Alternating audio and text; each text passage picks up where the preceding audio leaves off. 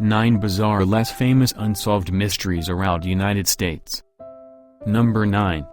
Henry Starr and the Stevens County Treasure. Of the many famous outlaws who roamed and terrorized the Wild West, Henry Starr stands out as one of the most interesting, yet few people today remember him. From a young age, Henry was exposed to a life of crime in his native Oklahoma. The so-called Cherokee Bad Boy was the last in a long line of thieves and criminals, which also included the famed Belle Starr, one of his close relatives. He began his career as a small-time bandit by stealing and taking horses, eventually escalating to murder when he gunned down a deputy U.S. Marshal in 1892. He was imprisoned for these crimes but later released on a technicality. Starr returned to his criminal ways after his release, eventually deciding to take up the highly profitable pursuit of bank robbing. He wound up in jail a few times, but he went on to hold up around 20 banks in the early 1900s, expanding his criminal ventures into Kansas and Arkansas. This would end badly for Starr. He was blasted through the chest with a shotgun during one bank heist in Harrison, Arkansas. During his long run as a criminal, he claimed to have stolen over $60,000 by the time of his death in 1921. None of this is a mystery, though. The real mystery pertains to the large stash of loot he supposedly buried somewhere near the Cimarron River in Stevens County, Kansas. Starr reportedly told others that he hid his secret cache in a spot where nobody would find it in a million years. So far, no one has come forward with the loot in the 95 years since the outlaw's death, so maybe his prediction will stay true. Number 8. Loveland UFO Sightings.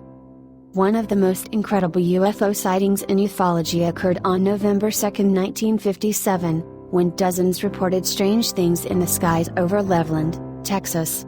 The sheriff's office and on-duty patrolman A.J. Fowler were flooded with calls from scared citizens reporting bright lights in the sky. Shortly after 11 p.m., Pedro Salcedo and Joe Salas called in when their pickup truck suddenly rolled to a stop as they watched a 61-meter cigar-shaped object fly overhead. Moments later, their truck started back up again, as if nothing happened.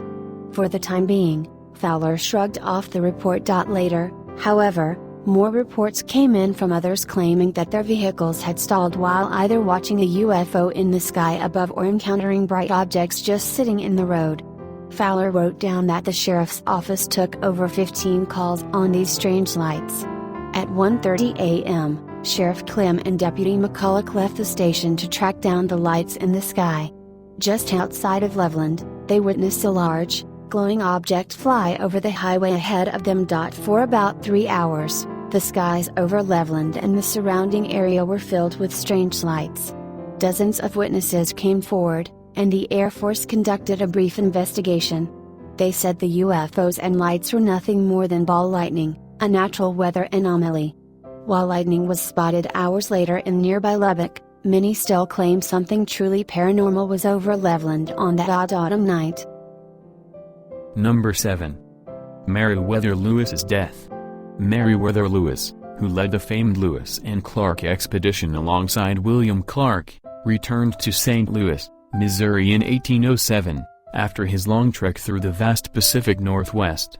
For a year or so, he dabbled in politics and was appointed governor of the Upper Louisiana Territory by his friend, President Thomas Jefferson. On September 3, 1809, he set out for Washington, D.C. to settle some business matters. However, he never made it there alive. Lewis decided to take the Natchez Trace route, a rugged trail going east to Washington, D.C. He stopped at Grinder's Stand, a small inn on the trail, to rest for the night of October 10th.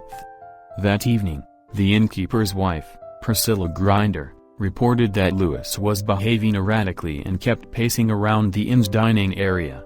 Shortly after dinner, he retired to his bedroom. In the early morning hours of October 11th, Priscilla said she heard a couple of gunshots and watched Lewis drag himself out of his room, crying out for help. It is unclear why she didn't aid him, which also casts doubt on her story. Servants in the inn found Lewis on the floor, suffering from a gunshot to the abdomen and another to the head. He died shortly after sunrise that morning. at the age of 35. In the history books, Lewis's death remains a suicide.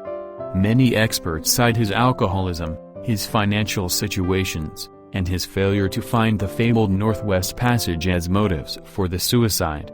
Some scholars and his family contend that the explorer was murdered, highlighting the 2 gunshots from the single-shot, high-caliber pistols of the day, which also took quite a while to reload, a task which would be particularly difficult if you had just shot yourself.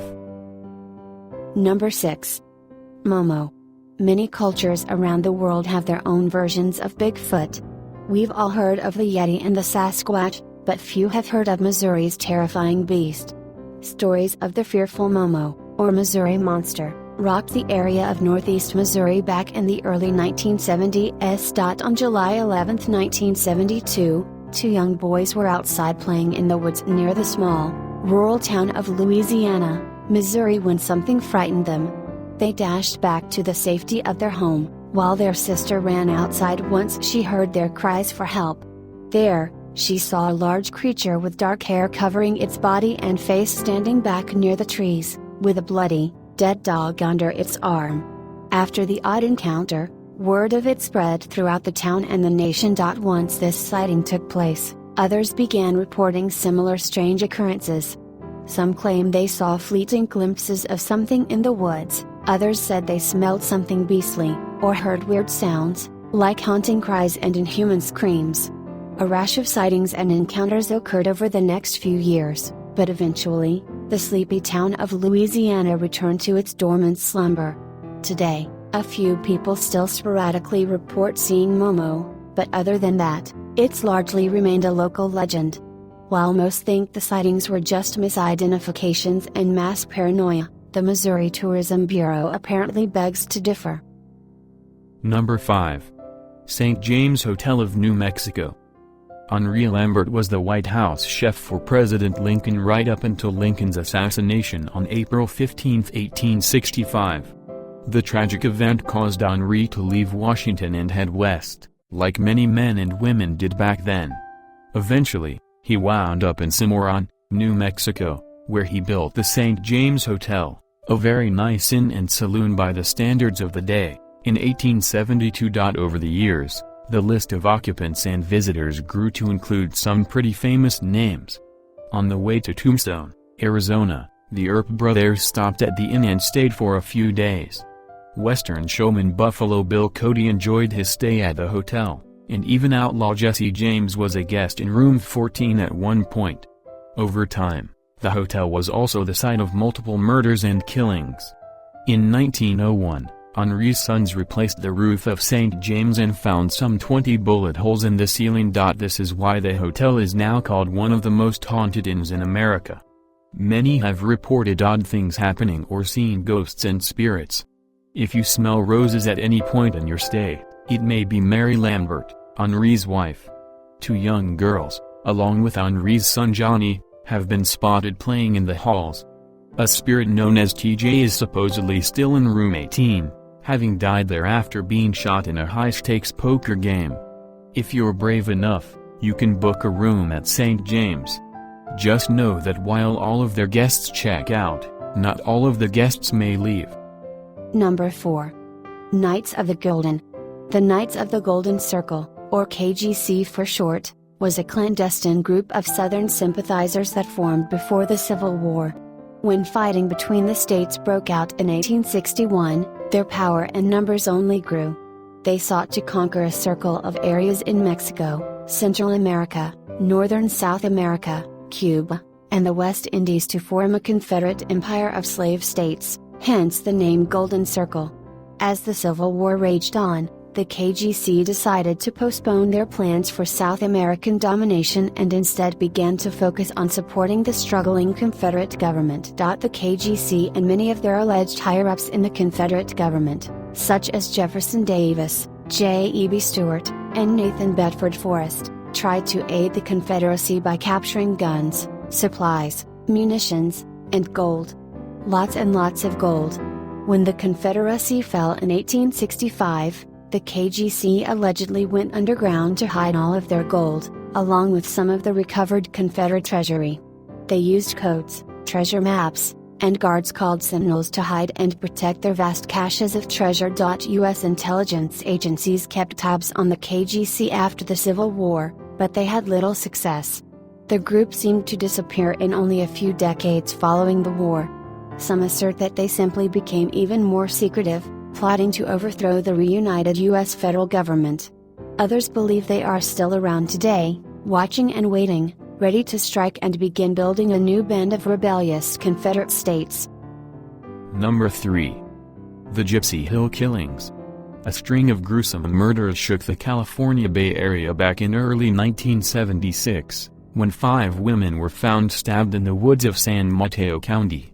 The killings sparked massive investigations and continue to hold public interest all these years later. The first victim, Veronica Cascio, was discovered in a creek in January 1976. The 18-year-old girl had been stabbed over 30 times. Tatiana Blackwell, age 14, was reported missing only weeks later but was eventually found in June.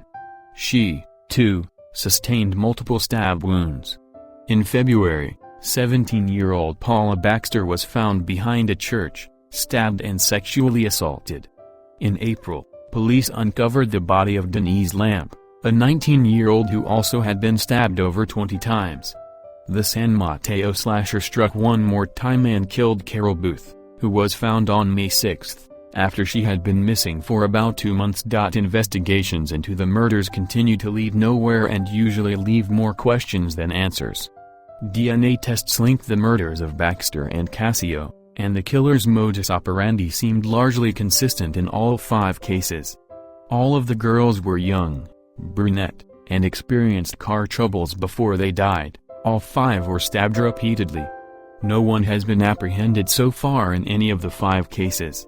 However, the FBI has renewed interest in the cases, after DNA connected one of the murders to a killing in Reno, Nevada. Number 2. Dighton Rock. The Dighton Rock, known for its puzzling petroglyphs, stands as one of the greatest mysteries in Massachusetts. The 40-ton boulder that once jutted out of the Taunton River, close to Dighton, Massachusetts, has stirred up all sorts of speculation over its inscriptions for close to 300 years.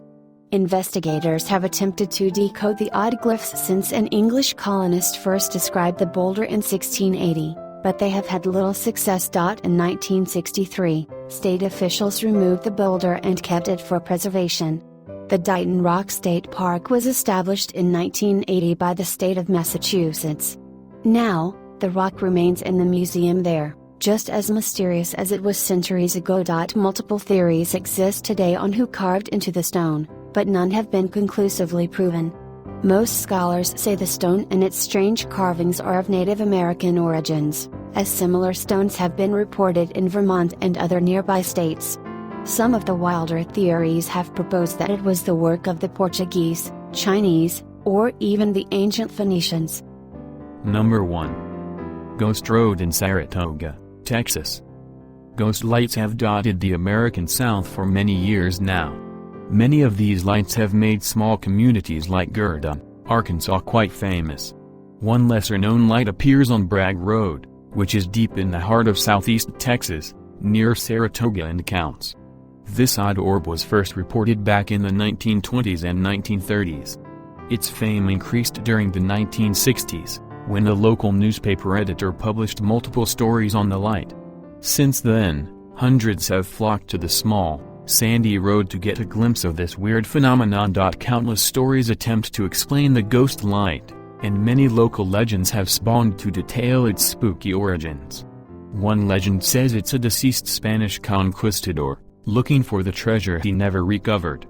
One popular, enduring myth is that it's a decapitated railroad worker, who's still searching for his lost head. Whatever the light may be, it is currently still unexplained. There are hundreds of videos like the one above and clips of it online, and the road, now officially named Ghost Road, remains as creepy as ever. If you enjoyed the video, don't forget to like, comment, share and subscribe to my channel. See you in the next video. Thanks for watching.